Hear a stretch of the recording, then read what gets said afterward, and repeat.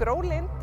verkefni sem hófst í mars 2017 með samkomulagi á milli Landssamtaka sauðfjárbænda, Bændasamtaka Íslands, Landgræðslunnar og atvinnu- og nýsköpunarráðuneytisins.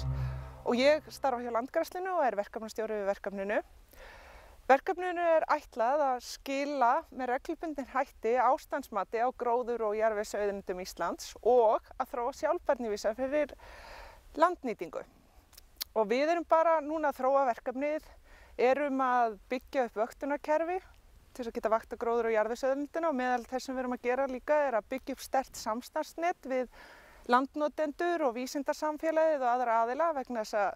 við viljum náttúrulega þessi gögn sem við erum að fara að safna verði nýtt til þess að bæta landnýtingu, og þá þurfum við að vera að passa að við séum að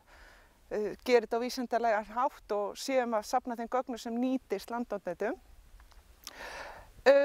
Verkefnið á meðal þess sem við erum að gera líka að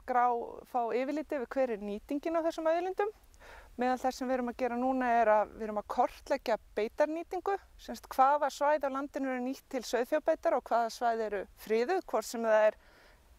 sýndarfriðun, það að segja að það aldrei neitt fé þarna, eða hvort þetta eru girðingar eða landfræðileg friðun, og höfum einmitt verið að fara um landið og tala við bændur.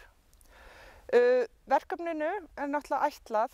í grunninn að skapa þekkingu sem getur stuðlað að sjálfbærri landnýtingu og komið þannig í veg fyrir losun gróðurhúsalofttegunda og auki bindingu.